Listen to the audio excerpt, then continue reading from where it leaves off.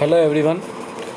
आदर्श बाल मंदिर senior secondary school की ऑनलाइन क्लास में आप सबका स्वागत है। जैसे कि हमने पीकॉक पोएम पूरी पढ़ी थी, उसके कुछ क्वेश्चन आंसर है वो हम आज डिस्कस कर रहे हैं। तो फर्स्ट क्वेश्चन है आपका, comment on this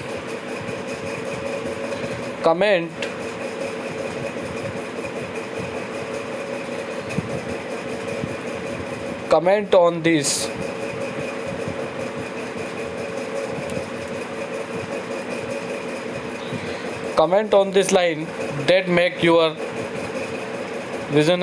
visualize the colorful image of the peacock। यानी मोर की रंगीन छवि को प्रस्तुत करने वाली पंक्तियों पर आप क्या टिप्पणी कर सकते हैं जिसमें मोर की रंगीन पंक्तियाँ। तो सबसे पहले तो उन लाइंस पर हम देखते हैं कि कौन कौन सी जो लाइंस है तो हमने जो पढ़ी थी कौन कौन सी। Then a flash of turquoise, यानी फिरोज़ा वाली जो फ्लैश चमकता है वो पूछ जाती है तब। A blue shadow will fall over you, एक ब्लू शेडो उसका नज़र आता है जब वो उतरता है तब। एक तो जब वो जाता तो उसकी पूंछ का जो टर्कोइस नज़र आता है, एक बार वो blue shadow fall. To shut those dark glows eyes violet fingered with a golden amber, amber यानी पीले रंग पे थोड़ा हल्का हल्का भूरा रंग, जो उसका पूंछ का कलर जो बताया है आँख के समान, वो वाली चीज़ें इसमें बताई गई है। फिर देखते हैं this line describes peacock many colourful of blue, this lines colourful as a blue, black yellow ETC, black और येलो, ब्लू भी बताया है, ब्लैक भी बताया है, येलो भी बताया है और थोड़ा सा ब्राउन भी बताया है। We know that they flying features of a peacock are a mixture of green and blue colors of dominating। Flying जब उड़ता है तो उसका मिक्सचर है ग्रीन और ब्लू का, उसके बाद ब्लू कलर का जो मिक्सचर है वो बताया। This lines project a beauty of the birds audios the readers and interest in it, इसमें ब्यूटी ऑफ पीकॉक बताया गया है जिससे कि लोगों का जो है वो उस पर ध्यान से देख सके। There is feather all the our body shine like a precious stones, उसकी जो बॉडी है वो पूरी प्रीजियस यानी एक कीमती पत्थर के समान बताई गई है। Turquoise Firoza, while the yellowish brown centres, yellowish brown means मैंने आपको एक वर्ड बताया था amber, yellowish brown means amber, yellow brown यानी एम्बर, एम्बर जो मैंने आपको बताया था येलोइश ब्राउन इज एम्बर, ये एम्बर, ठीक है। उसके बाद येलोइश ब्राउन मीन्स ये होता है एम्बर। उसके बाद टर्कोइज का मैंने बताया था फिरोज़ा, जो ब्लू पर थोड़ा हल्का हल्का सा हरा, उसको हम बोलते हैं ये मिक्सचर ग्रीन और ब्लू, इसको हम कह सकते हैं टर्कोइज। एक वर्ड यहाँ देखिए टर्कोइज। तो ये सारी चीज़ें मैंने आपको क्लियर की थी पहले भी पोएम में, एक बार वापस क्लियर कर देता हूँ। आगे हम देखते हैं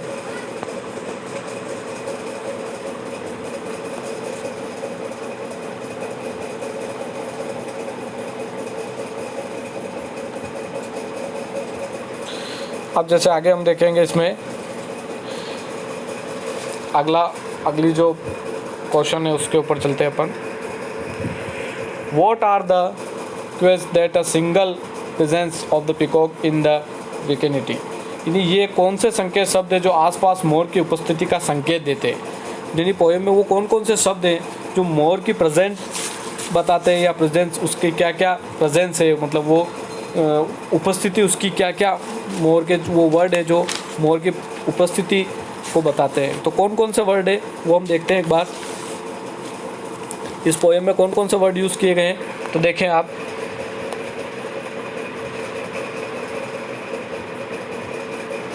कौन कौन से वर्ड यूज़ किए गए हैं। A loud sharp call coming from a some unknown spot, एक कर्कश आवाज़ आती, पहली ही लाइन में बताया गया पोएम में एक कर्कश आवाज़ आती तो उससे पता चलता वह मोर है।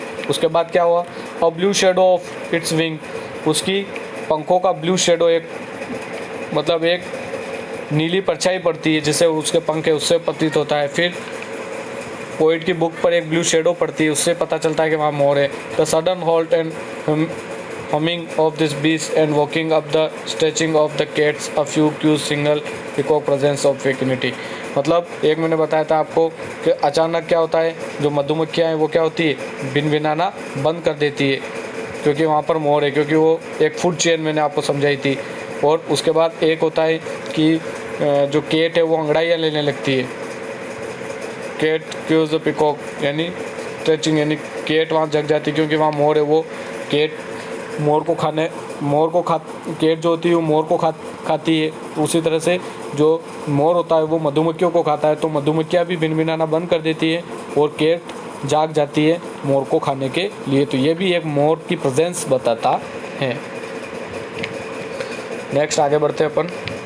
How does the connection draw between the tail and eye at the descriptive details of the poem. पूंछ और आंखों के बीच जो संबंध है इस कविता में किस प्रकार वर्णन किया गया है, आपको ये समझाना है।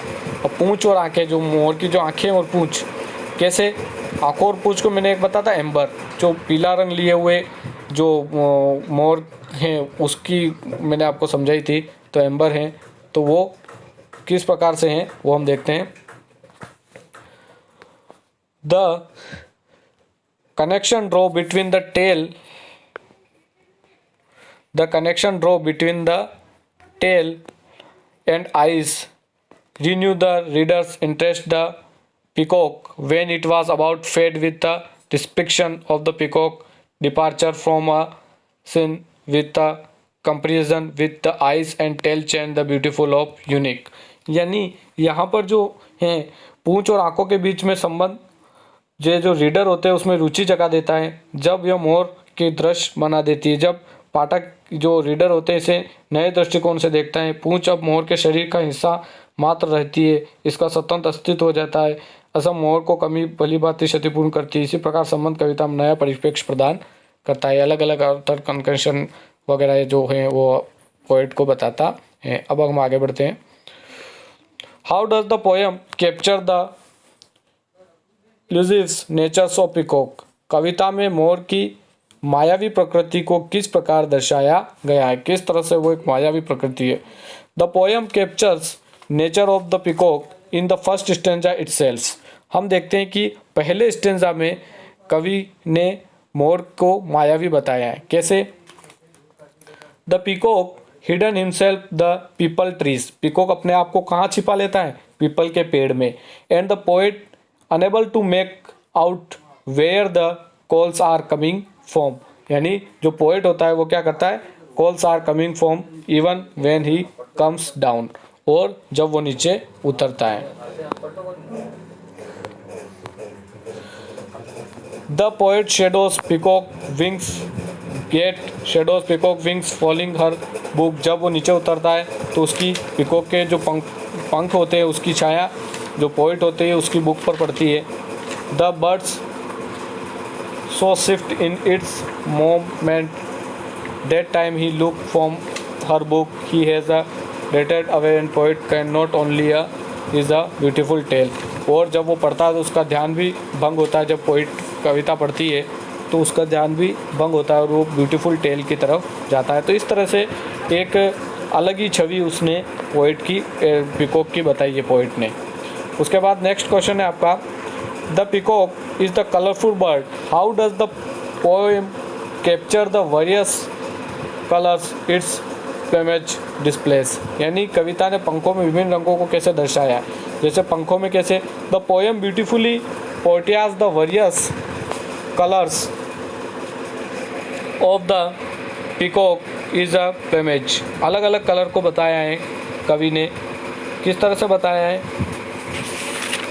तो देखेंगे हम किस तरह से अलग अलग तरह से कवि ने बताया है। पंखों को विविध अलग अलग कलर से उन्होंने पोएट ने समझाया है। किस तरह से समझाया है कि various colours of the peacock plum, यानी अत्यंत सुंदर विविध रंगों को चित्रण करती हैं। उसके बाद इट सेज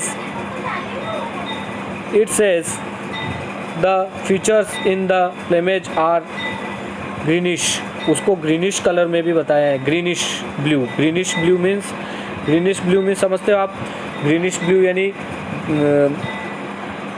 ब्लू कलर पे हल्का सा हरा रंग, उसको ग्रीनिश ब्लू यानी टर्टोइज, जिसको टर्टोइज जो मैंने आपको समझाया था वो कहते हैं। But they are different from the ones in the body, a various colours create a unique I like structures on them, अलग अलग तरह से, जैसे क्योंकि विविध रंग उनके आंखों जैसे अनोखा आकृति अलग बताते हैं। जैसे they have a veiny golden ambers and middle, golden ambers मतलब ये मैंने आपको बताया था, एम्बर जो कलर है वो क्या बताया था, जैसे हम कह सकते हैं कि भूरा रंग, येलो के ऊपर थोड़ा सा हल्का सा भूरा रंग, उसको हम कह सकते हैं एम्बर। फिर आगे middle ambers is the seems precious stone, वो ऐसा लग रहा था कि कोई कीमती पत्थर हो, क्या हो, कीमती पत्थर हो, उस तरह से। It's yellow colours, this beautiful colours combination of the tail peacock makes a point और glowing eyes, those are colours grant a plumage and animate quality, अलग अलग तरह से क्वालिटी इसको बताइए। इस प्रकार से अलग अलग सजीवता प्रदान करते हैं, अलग अलग कलर अलग अलग सजीवता प्रदान करते हैं। अब क्वेश्चन एप्रिसिएशन यानी हम कह सकते हैं कि आलोचना जो होती है। क्रिटिकल एप्रिसिएशन यानी आलोचना होता है, एप्रिसिएशन समालोचना। किस प्रकार से? Give the appreciation of the poem the peacock, the peacock कविता में को समालोचना कीजिए, मतलब इसमें क्या हुआ, क्या कवि क्या कहना चाहती है। तो इसमें हम देखते हैं the poem peacock is a composed bye Sujata Bhatt. किसने कंपोज की इसको? सुजाता भट्ट ने। In this poem she gives vivid and एलिज्ड descriptions, इसमें कवि ने शानदार और सजीव तरीके से खूबसूरती का वर्णन किया है। ब्यूटी ऑफ पीकॉक, किसकी खूबसूरती का? ब्यूटी ऑफ पीकॉक की खूबसूरती का वर्णन किया है। She has a given broad details colours wings the whole body including shapes and neck, colours wings neck यानी गर्दन, उसकी बॉडी को इंक्लूड किया है। उसके बाद विंग्स, उसके जो विंग्स है उसके बारे में बताया है। तो अलग अलग तरह से कवि ने इसको वर्णन किया है। Manner the decline containing the her favourite book, जैसे उसकी फेवरेट बुक पढ़ती है उस समय, कैन नॉट बी इग्नोर्ड, वो उसको इग्नोर नहीं कर पाती है। स्प्लेंडर ऑफ हिज ब्यूटी, इस तरह से शानदार तरीके से इसको वर्णन किया है। अब describe the various characteristics of the poem mention in the poem, किस प्रकार की कैरेक्टरिस्टिक्स बताइए। The characteristics of peacock mention in the poem can be describe as a follow. Peacock dwell jungles and peepal trees, मतलब किस तरीके से वो people के पेड़ पर बैठता है और नीचे उतरता है, उस तरह से। Sit his voice are shrill but wings are beautiful, उसकी आवाज़ कर्कश है लेकिन उसके जो पंख है वो बहुत खूबसूरत है। Is a bluish green, blue रंग लिए हुए, ग्रीन विंग्स है उसके। स्लेंडर नीक, उसकी एक क्या है? स्लेंडर नीक यानी एक स्लेंडर मीन्स जो तीखी एक गर्दन। His long a wing create a combinations, उसको अलग अलग तरह से कॉम्बिनेशन होता है उसका। And he eaten by cat, वो केट के द्वारा खाया जाता है। Hence smelling presence bees nibbling bushes stop humming but cat wakes up and gets energetic, मतलब उसकी प्रेजेंस से क्या होता है कि जो बीज होती है वो तो पास की झाड़ियों में जो बीज होती है वो तो यानी भिनभिनाना बंद कर देती है, लेकिन जो बिल्ली होती है वो जाग जाती है। Peacock arrive descent a palace suddenly he eyes dark glowing without light is colourful act by light, यानी उसकी आंखें काली चमकदार एवं पलकों रहित होती हैं। उसकी रंग बिरंगी पूंछ पलकों का कार्य करती है। पलकों का कार्य जैसे मैंने आपको बताया एम्बर वाला जो होता है वो पलकों का कार्य करती है। कमेंट ऑन द पोएम, कविता के प्रारूप पर आप क्या कमेंट कर सकते हैं। The poem does not follow a regular rhyme scheme is the various note. Regular rhyme scheme, अब ये राइम स्कीम क्या होती है वो मैं आपको समझाऊंगा एक बार आगे जब हम नेक्स्ट पढ़ेंगे। तो राइम जो होती है, राइम स्कीम क्या होती है, उस तरह से मैं आपको इसके बारे में समझाऊंगा। Not only in the length of its stanza but also a temperament that is a convey. Length of stanza यानी वो नियमित लय योजना नहीं अपनाती है, न सिर्फ इसके पद्यांशों की लंबाई में अंतर है बल्कि उनके द्वारा अभिव्यक्त स्वभाव में भी अलग अलग भिन्नता देखी गई है। At times appears they have been written in a form which is a more prosaic and poetic। हम कह सकते हैं कि इसकी गद्यात्मकता प्रतीत होती है। प्रोसेसिक यानी गद्यात्मक मतलब ये गद्य जैसी लगती है। देन पोइटिक मतलब पोइटिक से देखा जाए गद्य जैसी ज़्यादा लगती है। In the second stanza we see poet relating form a practised grammatical structure, और सेकेंड स्टेज में हम ग्रामेटिकल स्ट्रक्चर को भी देख सकते हैं। But on the whole smooth flow and vivid imagery make a reading the poem is a pleasant experience. लेकिन क्या होता है इसमें राइम वगैरह नहीं हो। अक्सर हम देखते हैं कि पोएम में राइम वगैरह होती है, तो राइम स्कीम होती है। राइम स्कीम जैसे होती है कि शर्ट बर्ड, जैसे पोएम में होती है ना लास्ट लाइनें सेम होती है उस तरह से, तो उस तरह से इसमें नहीं है। लेकिन फिर भी ये इसकी इमेजरी इतनी तगड़ी है, इतनी ज़ोरदार है, यानी उसकी कल्पना इतनी ज़ोरदार है कि जो पढ़ने वाले जो होते हैं वो अपने आनंद का एक्सपीरियंस यानी आनंद का अनुभव करते हैं। तो ये जो क्वेश्चन आंसर है समझ में आए होंगे आपको। इसको आप घर पे एक बार फिर से रिवाइज़ कर लें, ये सारे क्वेश्चन आंसर देख लें। और आज के लिए बस इतना ही, धन्यवाद।